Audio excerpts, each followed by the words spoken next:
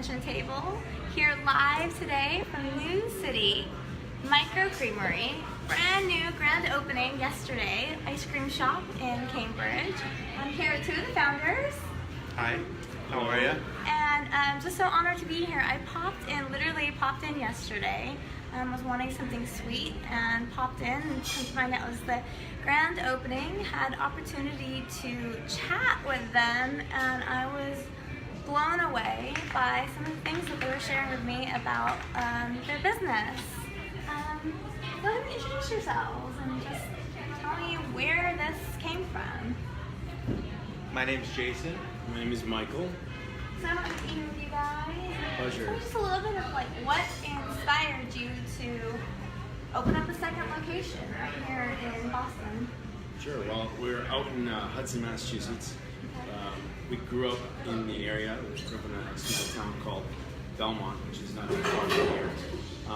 But we opened a restaurant out in Hudson, Massachusetts called Rail Trail Flatbread Company, and really sort of engaged with the community and always thought about what we could do to make our little small downtown better. And we had an opportunity to take over a space that was a little maybe not cared for as much, and that's where our idea for an ice cream shop came.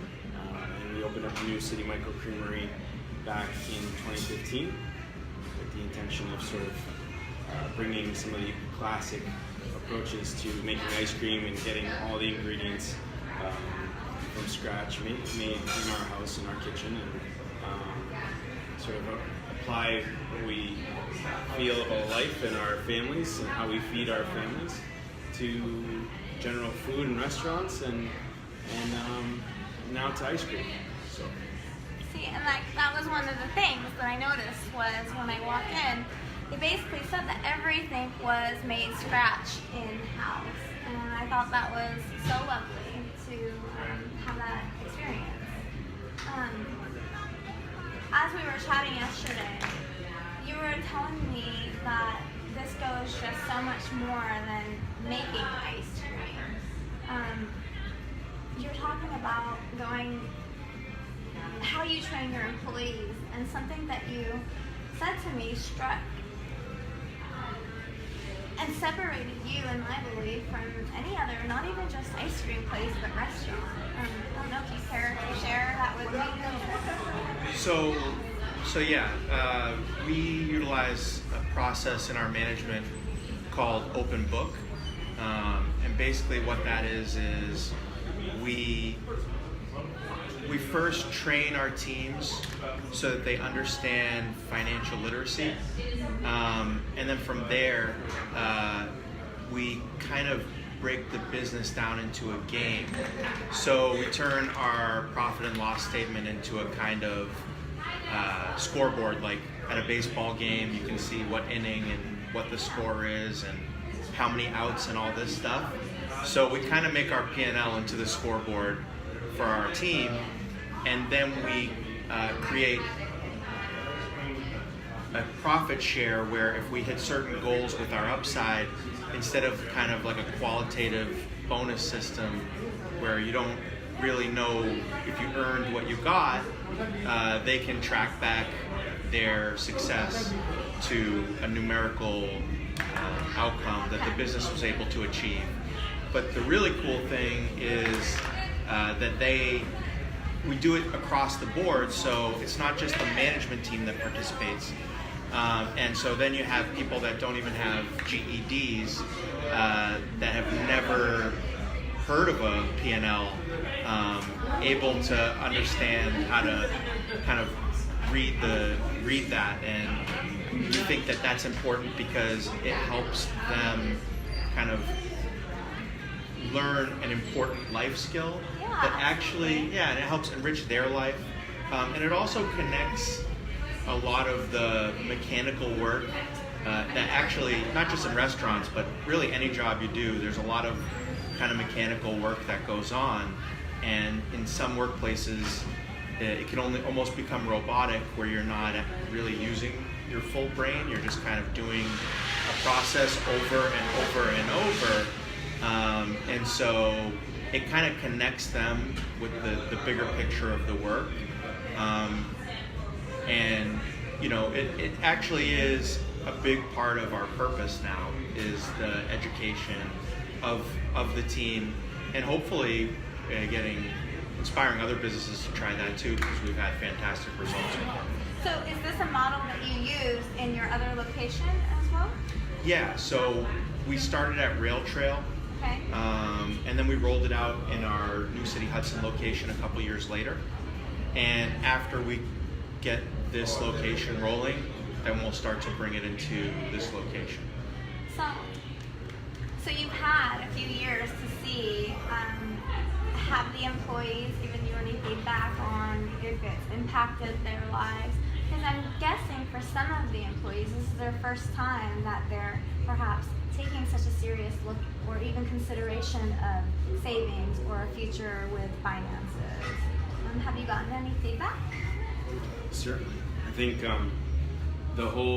was interesting meeting you as well, because understanding how connecting with what you're actually doing and thinking about your actions in a very mindful way, helps sort of connect you with what you're doing every single day. And so when we get feedback from our team that it really helps them understand their goals, what they're doing, how they're adding value to our organization, and hence the community as a whole, it really sort of connects what they're doing day to day with their overall life and their goals. So we make food, and it's kind of important. You're putting a lot of yourself into that food, and I think even if you're scooping some ice cream or you're topping a flatbread, if you do something focused and with purpose, I think it shows, and people really appreciate the things that you make. So yesterday, I don't want to interrupt you, Yeah. but yesterday you specifically said something that was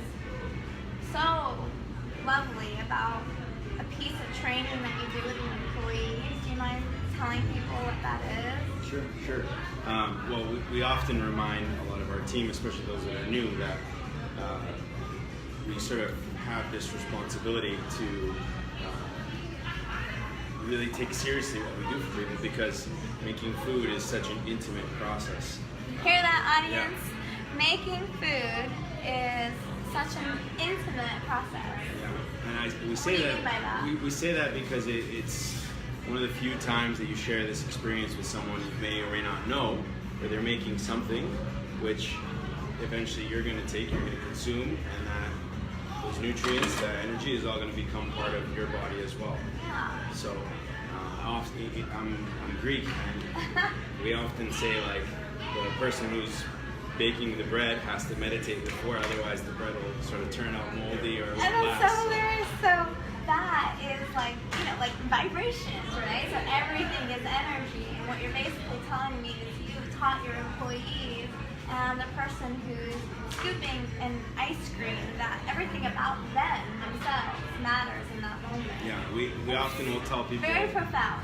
we'll say, try to woo-sa and have a clearing moment before you walk in, because whether or not you're having a bad day at home, or you have a final you have to take, or whatever might be happening in your life, like, people come into our places, they're coming into our homes, so we have to try to create this clean space for them, this clean environment. Wow. Pretty unique. So far we've got a business here that is really taking their employees as far as their financial future above and beyond, and then as well as taking service of the delivery of goods to a customer to a whole different level by sending intention. And then there was another piece that I thought was awesome, which was your relationships that you're creating with farmers, and I thought that was also something that's so mindful, especially when there is big box delivery that you could choose to go that direction. What made you choose to go the route of sourcing from the farmer versus just Well, there's technical reasons about the actual product, which is the product is less processed, so it it's pasteurized versus ultra pasteurized. Here in Massachusetts, you have to at least pasteurize the milk. You cannot sell raw milk. But most major dairy conglomerates are using an ultra pasteurization process. And so they're literally boiling the milk for a longer period of time. And then they're adding things to it, which gives it a much longer shelf life, but is also, on some level, compromising the pureness of the product. So for example, a milk you get in the store will last 60 days, whereas the milk that we're using lasts 16 days. Okay. So there's some big differences there. But beyond that, we also utilize something, so one of our core values is the stakeholder model. And so what that basically means is that rather than just seeing it through the traditional business model of the partners are the stakeholders in the business, we actually look at everybody who has any interaction with the business as a stakeholder. Okay, so that the chain all the way back. Yeah, so that includes the employees, the team, that includes the community, that includes the local government, the local administration that you're dealing with. That includes your suppliers, Yep. and it even includes your competitors. Everybody's a stakeholder in that model. Everybody who has an interest in what you're doing. So instead of looking at the benefit to the owners or the business above all else, it is an ethical way of looking at things where you can't do anything unless it respects all the stakeholders in the model. And so, also using good product is respecting your guest, and it's also respecting small business owners, because as we were saying about the pasteurization process, once some of those laws are passed, it makes it really hard for small dairy farmers to exist, because then they have to build a pasteurization plan, and that is very expensive. So there are very few dairy farms left that are not selling to major conglomerate dairies, Okay. and they're being consolidated and bought up. So this is a way of us kind of, helping small dairy owners. And also it's really nice because we can go to the farm where we get our milk. We know the farmer. It's a family-run farm, over 100 years old. John Kokoski, he's about as tall as this ceiling, with hands bigger than my head, and he's like just very, very like quintessential kind of guy. And we've been getting milk from him for over 3 years, and that's on a handshake. And we sell a decent amount of ice cream, but that's just how he is, and he treats us very fairly. He brings us the milk himself. So it's just kind of like, it's a nice thing. It's a beautiful thing. Yeah. And like, there is so much love and intention going in from the very beginning all the way to the end. Thanks so much for chatting with me today. Before we close off this like spontaneous little meeting here, I just want to ask you a quick like fire round. Sure. Favorite flavor of ice cream? Vanilla pistachio. And you? Took mine. He I'm took gonna- yours. Vanilla then I'm gonna pistachio. I'm gonna go, since he took the esoteric flavor, I'm gonna go with chocolate Reese's, because it's a little bit discontinued right now, but it's unbelievable. Favorite thing about living in this city? You never know who you're gonna bump into. You never know. You might have a conversation with a Caribbean salsa dancer or a MIT professor. Okay, you? Well, since you answered for Cambridge, I'm going to answer for Hudson, Massachusetts. Hudson, Mass is an awesome community that goes back a really long time. Takes a lot of pride in who they are, and even though they've gone through some downtimes, they kind of never lost their spark, and that's what attracted us to them. So we love being a part of that community. Awesome.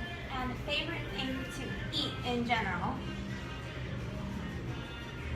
You're the great guy. Yeah, I hate to be a stereotype, but I love eating roasted lamb, but people joke about how much feta I eat, so I literally put feta on everything.